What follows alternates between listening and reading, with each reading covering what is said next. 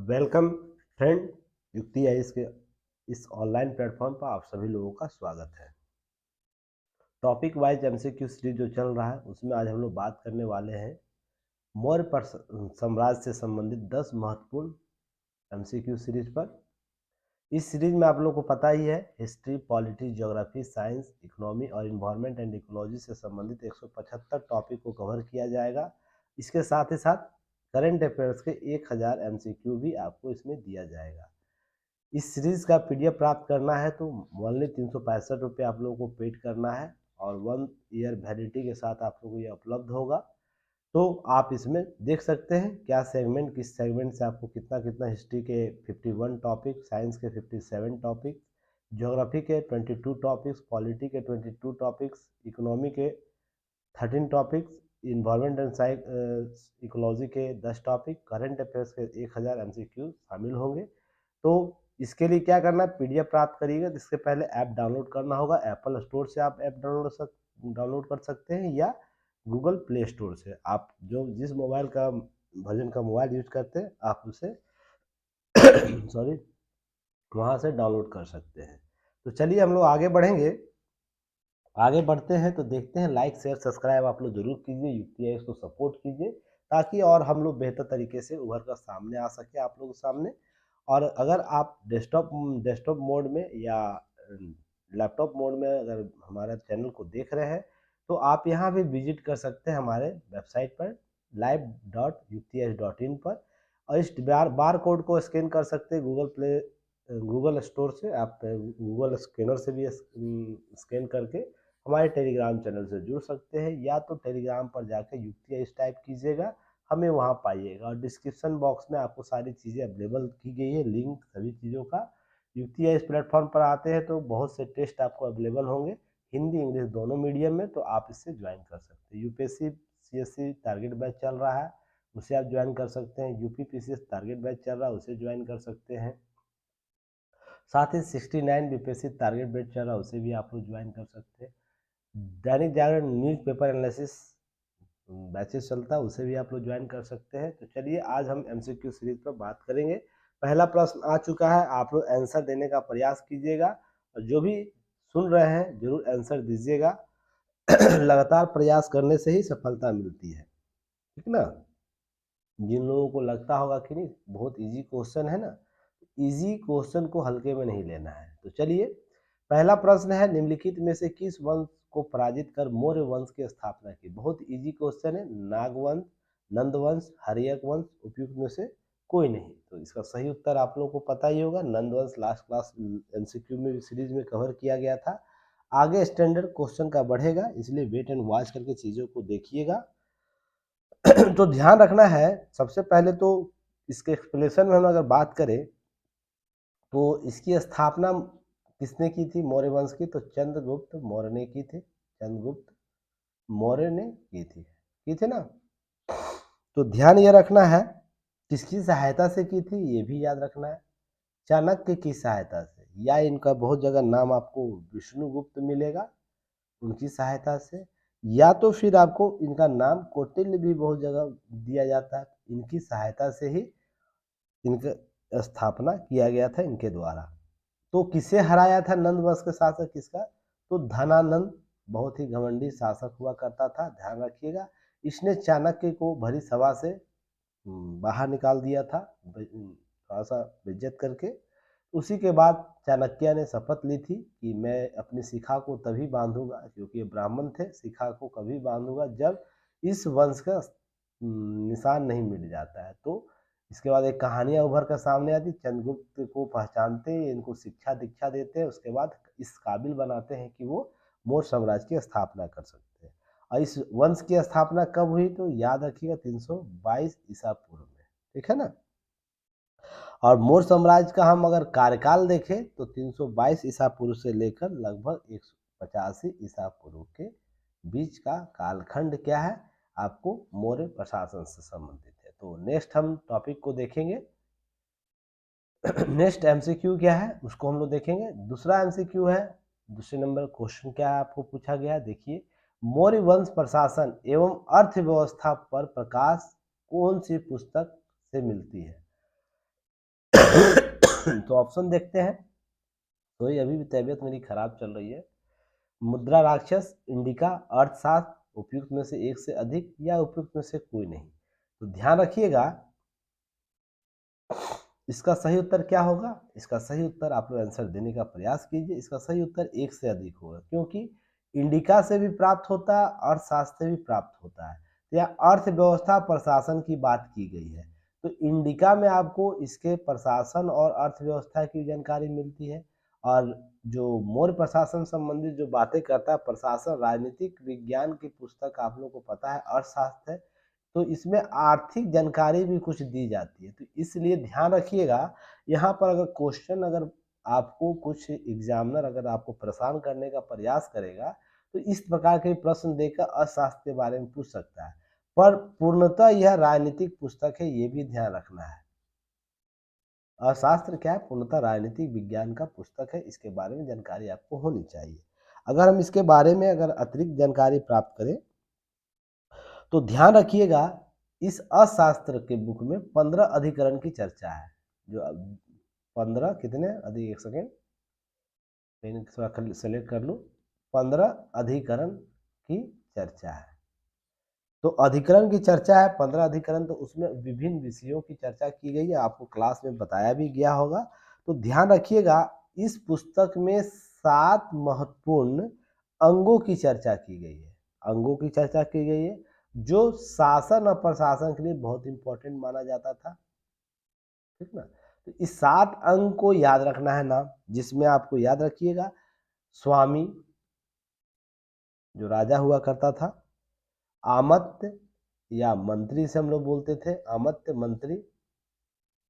उसके बाद आपको मित्र, जो भी मित्र होते हैं पड़ोसी देशों के, सेना, कोष, दुर्ग और जनपद, यह 7 अंग बताया है शासन प्रशासन में। किसने बताया? अर्थशास्त्र में चाणक्य ने बताया है। तो ये सबसे इंपॉर्टेंट फैक्टर है, इसे भी याद रखिएगा। अब मुद्रा राक्षस की बात करें, तो मुद्रा राक्षस में याद रखिएगा आपको विशाखा दत्त द्वारा इस लिखा गया था इस पुस्तक को।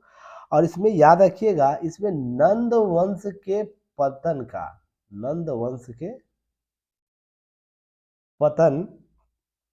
और मौर्य साम्राज्य का उत्थान की चर्चा है, ठीक ना। ना कि यहाँ पर क्या है, इसके आर्थिक और राजनीतिक प्रशासनिक जानकारी देता है। यह मुद्रा राक्षस नंद वंश के कैसे पतन हुआ उसकी व्याख्या करता है, और आपको मौर्य साम्राज्य कैसे उत्थान करता है उसके बीच के कालखंड की जानकारी देता है। यह किसके द्वारा लिखा गया था? तो विशाखा दत्त के द्वारा। चलिए नेक्स्ट हम बात करेंगे इंडिका के बारे में। बात करें इंडिका के बारे में, तो मेगास्थनीज के द्वारा इंडिका की रचना की थी, जिसमें आपको प्रशासन, अर्थव्यवस्था, सामाजिक जीवन, समाज सभी की जानकारी यहाँ से प्राप्त होती है।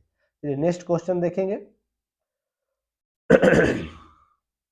निम्नलिखित में से सेंड्रोकोटस नाम से चंद्रगुप्त मौर्य की पहचान किस लेखक ने की है? अर्थात चंद्रगुप्त मौर्य जो है, चंद्रगुप्त मौर्य का पहचान सेंड्रोकोटस के नाम से किस लेखक द्वारा की गई है? स्ट्रोबो, विलियम जोन्स, जस्टिन, एक से अधिक या कोई नहीं। यह आप लोगों को पता है, बीपीएससी फॉर्मेट यह है। तो ध्यान रखिएगा,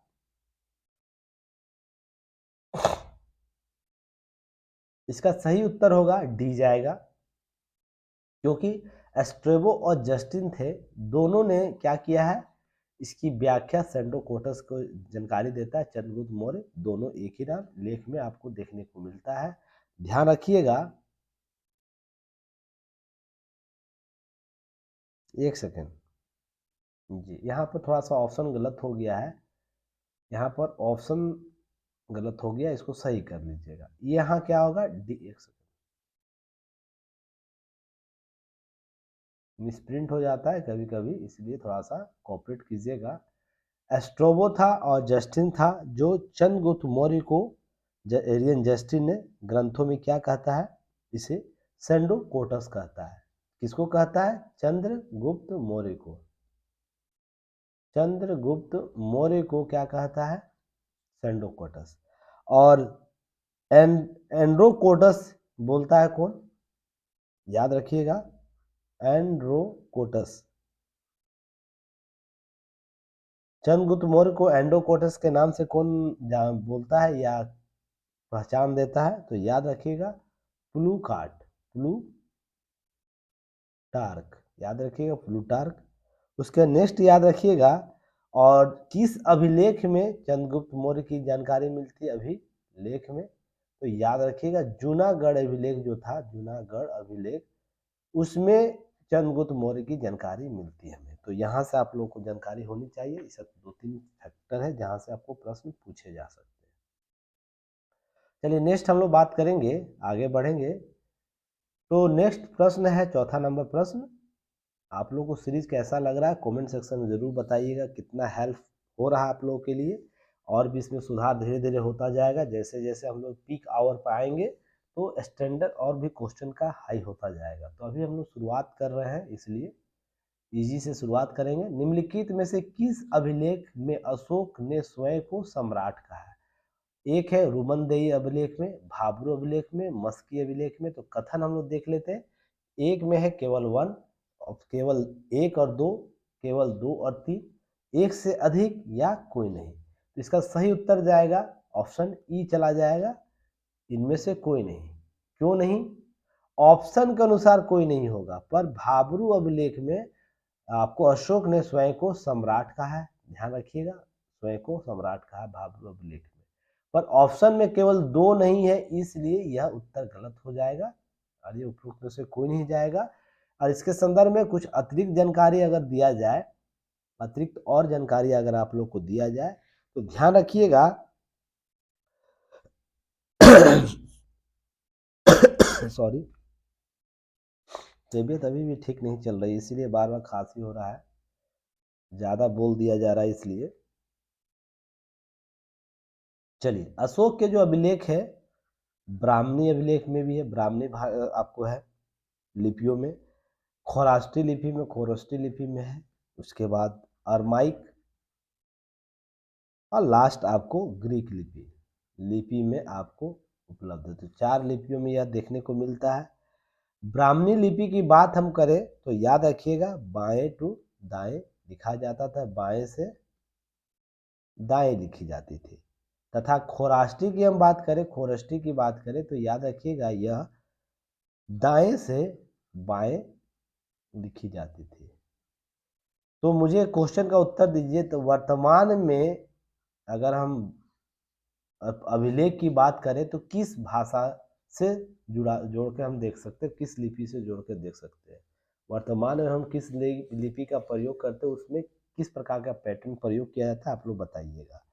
अब याद रखिएगा कि ब्राह्मी अभिलेख की सर्वप्रथम चर्चा आपको जेम्स प्रिंसेप ने 1837 में इसे क्या किया, ब्राह्मणी लिपि को पढ़ता है और उसके बाद इसकी व्याख्या करता है। उसके बाद अशोक और उससे संबंधित अभिलेखों को हम लोग जान पाते हैं। तो याद रखिएगा जेम्स प्रिंसेप। और ये कितनी दफ़ा प्रश्न पूछा है आप लोग को प्रीवियस ईयर देखिएगा तो पता चल जाएगा। और ये कब किया ये भी याद रखिएगा 1837 में। क्लियर यहाँ तक? अब याद रखिएगा एक क्वेश्चन यहाँ इंपॉर्टेंट नोट करके, सबसे अधिक अशोक के सर्वाधिक अभिलेख जानते हैं प्राकृतिक भाषा में प्राप्त हुआ है। सर्वाधिक अभिलेख, अभिलेख किस भाषा में? प्राकृतिक भाषा में प्राप्त हुआ है। और भाब्रू अभिलेख में ये स्वयं को अपना सम्राट कहता है।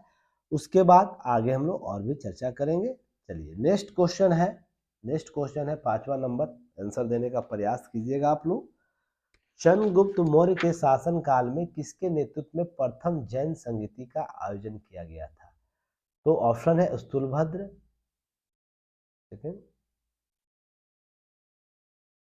स्थूलभद्र, देवाधिधर्मी, मोगलीपुत्र तिस्य, और उपयुक्त में से कोई, एक से अधिक, उपयुक्त में से कोई नहीं। इसका सही उत्तर क्या होगा? आपको सही उत्तर इसका स्थूलभद्र होगा। आप लोगों को पहले भी जब हम जैन धर्म के बारे में जानकारी ले रहे थे उस समय आपको एमसीक्यू सीरीज में शामिल किया गया था।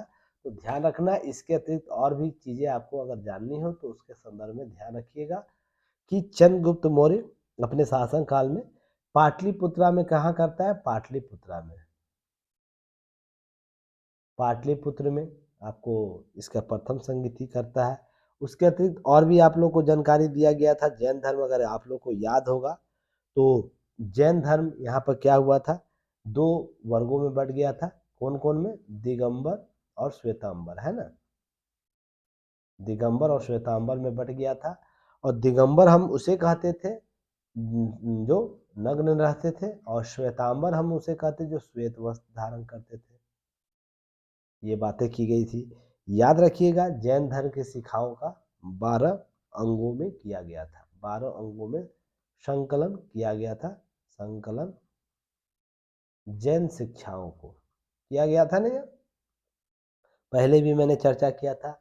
और दूसरी बोध संगीति आपको ध्यान रखिएगा, देवाधिधर्मी के अध्यक्षता में आपको वल्लभी गुजरात में किया गया था। वल्लभी गुजरात में की गई थी, तो ये भी आप लोग को ध्यान में रखना है।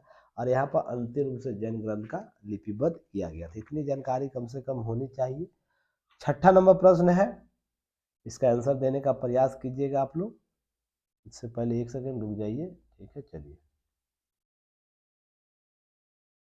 चलिए छठा नंबर प्रश्न है, निम्नलिखित में से किसे भारत का मैकियावली कहा जाता है? तो ऑप्शन है मेगास्थनीज, सेल्यूकस, चाणक्य। उपयुक्त में से एक से अधिक कोई नहीं। तो इसका सही उत्तर क्या होगा? चाणक्य को क्या कहा जाता है? आपको चाणक्य को मैकियावली कहा जाता है भारत का, क्योंकि मैकियावली ने पॉलिटी के संदर्भ में बुकें लिखी थी, उसके संदर्भ में ही बातें की जाती है। तो यूनान का यह लेखक था मैकियावली, तो ध्यान रखिएगा यहाँ पर। तो चाणक्य की इसकी रचना के संदर्भ में बोला जाता है। और मैंने आप लोगों को पहले भी बताया था कि अभी जस्ट एमसीक्यू लास्ट में जो 7 वर्ण, 7 आपको अभिकरण में बांटता है, 7 अंग में बांटता है शासन प्रशासन को मौर्य का। तो 7 की चर्चा आप लोग को पता है। तो ध्यान रखिएगा, इस अशास्त्र की जो रचना इसने की थी, अशास्त्र का रचना किया था, इसको आधुनिक संदर्भ में जो अनुवाद किसने किया था, ये आपसे प्रश्न पूछ सकता है। आधुनिक रूप से अनुवाद, तो ध्यान रखिएगा इनका अनुवाद आपको 1909 में किनके द्वारा किया गया था? शास्त्री जी थे, श्याम शास्त्री, याद रखिएगा। क्या? श्याम शास्त्री, श्याम शास्त्री के द्वारा किया गया था। तो ये प्रश्न आपसे पूछ सकता है। उसके बाद कौटिल्य राजा के संदर्भ में कुछ कोटेशन देते हैं, तो वो आपको याद रखना है। राजा क्या होगा? राजा धर्म प्रवर्तक माना जाएगा। धर्म प्रवर्तक अर्थात सामाजिक, अर्थात सामाजिक व्यवस्था का संचालक माना जाएगा, ठीक है ना। और इसने युद्ध में नैतिकता की बात की थी। युद्ध में क्या की थी? नैतिकता की बात की थी, नैतिकता की बात की थी। ये सब जानकारी आपको होनी चाहिए। और भी चीजें हैं, आगे हम लोग चर्चा करेंगे। नेक्स्ट प्रश्न है 7वां नंबर प्रश्न, बहुत ही महत्वपूर्ण प्रश्न है, इसे आप लोग देखिएगा। चलिए, निम्नलिखित में से बिंदुसार किस संप्रदाय का अनुयायी था? ये भी प्रीवियस ईयर क्वेश्चन में पूछ चुका है। जैन का था, आजीवक संप्रदाय का था, या बौद्ध का था? तो इसका सॉरी, केवल एक है, केवल दो है, 1, 2 और 3 है, या एक से अधिक है, या कोई नहीं है? तो ध्यान रखिएगा, इसका ऑप्शन बी जाएगा, केवल 2। आजीवक धर्म संप्रदाय का यह प्रवर्तक अनुयायी बन गया था। ध्यान रखिएगा, अनुयायी की बात कर रहा है, अर्थात इसने किस संप्रदाय को धारण किया था, शब्द पर जाइएगा, ठीक ना। तो याद रखिएगा, अगर बिंदुसार के संदर्भ में बात किया जाए तो इनका शासन काल याद रखिएगा कितना, 298 से लेकर 273 ईसा पूर्व, है ना। उसके बाद दूसरी बात अगर याद रखनी है तो क्या याद रखनी? इसे अमित घात के रूप में भी जाना जाता है। अमित घात प्रसिद्ध था, जिसका अर्थ क्या बोला जाता था? शत्रुओं को नाश करने वाला, शत्रुओं का नाश करने वाला, इसलिए इसे अमित घात बोला गया था।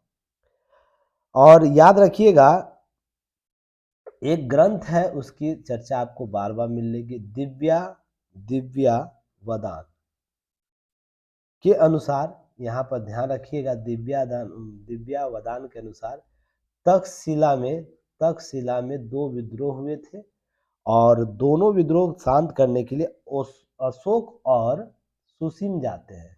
अशोक, जो बाद में महान अशोक, द ग्रेट अशोक कहलाते हैं, अशोक और सुसीम, याद रखिएगा सुसीम। अभी अशोक आगे चर्चा में आएगा, तो ये सब आपको जानकारी होनी चाहिए। और भी याद रखिएगा। नेक्स्ट प्रश्न है, नेक्स्ट प्रश्न हम देखते हैं, 8वां नंबर प्रश्न में क्या है, देखिएगा, निम्नलिखित में से किसने बिंदुसार को 16 राज्यों का विजेता कहा है? तो थोड़ा सा क्वेश्चन पर ध्यान रखिएगा। टॉलमी, एंटियोकस, तारानाथ, उपयुक्त में से एक से अधिक, उपयुक्त में से कोई नहीं। तो 16 राज्यों का विजेता कहा है, तो ध्यान रखिएगा, तारानाथ के द्वारा बोला गया है। आपको भी मैंने बोला ना, ये शत्रुओं का नाश करने वाला था, तो इसके उपाधि ऐसे ही नहीं मिली थी, इसने 16 राज्यों का विजेता घोषित माना जाता है तारानाथ के अनुसार। और याद रखिएगा, यह तारानाथ तिब्बती आपको बौद्ध लामा है, तो ध्यान रखिएगा, कहाँ से आए? तिब्बती बौद्ध लामा थे, बौद्ध लामा, बौद्ध भिक्षु थे, जो भारत में आके आपको ज्ञान प्राप्त करते। 9वें नंबर प्रश्न पर आएंगे, क्योंकि बिंदुसार के बारे में पहले चर्चा की जा चुकी है, बौद्ध के बारे में चर्चा की जा चुकी है, तो इसलिए विशेष जानकारी यहाँ नहीं मिलेगी। ध्यान रखिएगा, श्रीनगर की स्थापना निम्नलिखित में किस मौर्य शासक के द्वारा किया गया है? दशरथ, बिंदुसार, अशोक, उपयुक्त में से एक से अधिक या कोई नहीं। तो ध्यान रखिएगा, अशोक के द्वारा किया गया है। और ये इसकी जानकारी कहाँ से मिलती है? तो ध्यान रखिएगा, कलहन थे, कलहन के द्वारा एक रचना की जाती है। कौन की जाती है? राज तरंगनी, राज तरंगनी। इसी के अनुसार है कि आपको जो कश्मीर से अशोक के द्वारा श्रीनगर की स्थापना की जाती है। यहाँ तक जानकारी आपको होगा। अगर अशोक के बारे में और हम लोग बात करें, तो याद रखिएगा, अशोक जो थे, शासक बनने से पहले आप लोगों को भी बताया था मैंने, तक्षशिला के गवर्नर रह चुके थे। अशोक एवं उनके तक्षशिला गवर्नर कहाँ के रह चुके थे? शासक बनने से पहले गवर्नर तो 2 जगह के रह चुके थे, एक तक्षशिला का और एक क्या थे? अवंती का। तो चलिए इसके संदर्भ में ध्यान रखिएगा। और शासक बनने से पहले, जब शासक बनने से पूर्व की बात हो रही, जस्ट जब शासक बनते उस वक्त वो कहाँ के गवर्नर थे? ये भी याद रखना, उज्जैन के गवर्नर थे।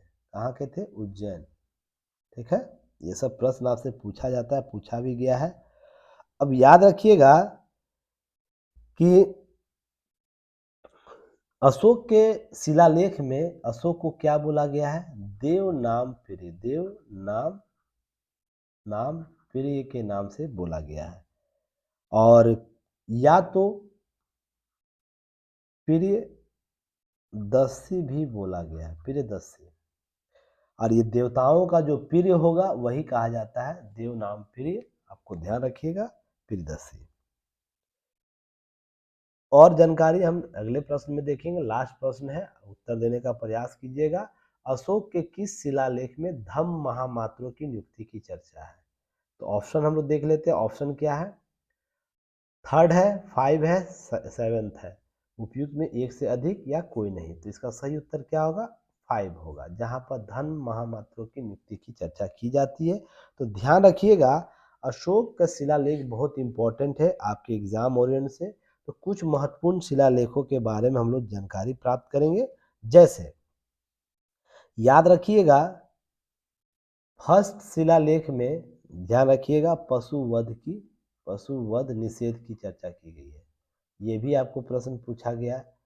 सेकेंड में ध्यान रखिएगा, धम्म प्रचार की बात की गई, धम्म प्रचार, है ना, जो धम्म प्रचार उसने दिया था। मनुष्य और पशु चिकित्सक की बात की गई थी, मनुष्य और पशु चिकित्सा। अगर पूछा पशु चिकित्सा की चर्चा कहाँ मिली है, सेकेंड धम्म सॉरी अभी शिलालेख में प्राप्त हुआ है। अब याद रखिएगा, थर्ड शिलालेख में याद रखिएगा आपको राजुक अधिकारी की नियुक्ति की बात की गई है। ये क्या था अधिकारी, तो ध्यान रखिएगा, यह हर वर्ष 5 वर्ष के बाद राज्य का भ्रमण करने का आग्रह इसके द्वारा किया गया था और व्यवस्था देखने की बात की गई थी इसके द्वारा। चौथा अभिलेख में याद रखिएगा, फोर्थ अभिलेख में धम्म घोष की चर्चा की गई थी, धम्म घोष, है ना। जैसे पहले हुआ करता था युद्ध घोष हुआ करता था, कलिंग युग के बाद अशोक उससे पहले बहुत ही हत्याएं करता था, ध्यान रखिए, राजा था, युद्ध लगातार करता था, पर कलिंग युद्ध के बाद उसका धर्म हृदय परिवर्तन हो जाता है, वो बोध के धम्म मात्र पर चलता है और बाद में धम्म घोष की भेरी चलाता है। उसी में याद रखिएगा धम्म घोष का आपको घोषणा की जाती है और भेरी घोष के स्थान पर धम्म घोष की विकास किया जाता है, प्रचार प्रसार किया जाता है। फिफ्थ शिलालेख में याद रखिएगा, आपको मैं अभी बताया ही, धम्म महामंत्रों की नियुक्ति की गई है। सिक्स्थ में याद रखिएगा, सिक्स्थ में कि जन मामलों से निपटाने के लिए, जन साधारण के मामलों को निपटाने के लिए याद रखिएगा प्रशासनिक सुधार की बात की गई है, प्रशासनिक सुधार। अगर वर्तमान समय में प्रशासनिक सुधार की अगर चर्चा की जाए, प्रश्न आप लोग से पूछा जाता है ना प्रशासनिक सुधार क्यों जरूरी है, तो यहाँ पर इसका भी उदाहरण आप लोग दे सकते हैं कि प्रशासनिक सुधार वर्तमान संदर्भ में विषय वस्तु नहीं है, प्राचीन काल से अशोक के शिलालेखों में भी इसकी जानकारी प्राप्त होती है, जहाँ पर बेहतर शासन प्रशासन चलाने के लिए प्रशासनिक सुधार की बात की जाती है। यहाँ तक ध्यान रखिएगा। इसके बाद नेक्स्ट जो है 6 के बाद हम लोग नेक्स्ट इसका एमसीक्यू सीरीज एक और आएगा, 2 पार्ट में यह है, पार्ट 1 आज था और पार्ट 2 नेक्स्ट कल आएगा। उसमें बहुत से धम्म महामात्रों के संदर्भ में चर्चा की गई है और भी मौर्य प्रशासन संबंधी जानकारी आपको दी जाएगी। तो कल हम लोग वेट करेंगे, तब तक के लिए आप युक्ति आईएएस को सपोर्ट करते रहिए, शेयर करते रहिए, और जो भी है नेक्स्ट टॉपिक जो रहेगा मौर्य साम्राज्य के शिलालेख, मौर्य प्रशासन और भी संबंध जानकारी होगा। तो तब तक लाइक शेयर सब्सक्राइब करते रहिए। सीरीज कैसा लग रहा है आप लोग जरूर कमेंट कीजिएगा और अपने दोस्तों को भी शेयर कर सकते हैं, विजिट कर सकते हैं, टेलीग्राम चैनल से जुड़ सकते हैं और आप सपोर्ट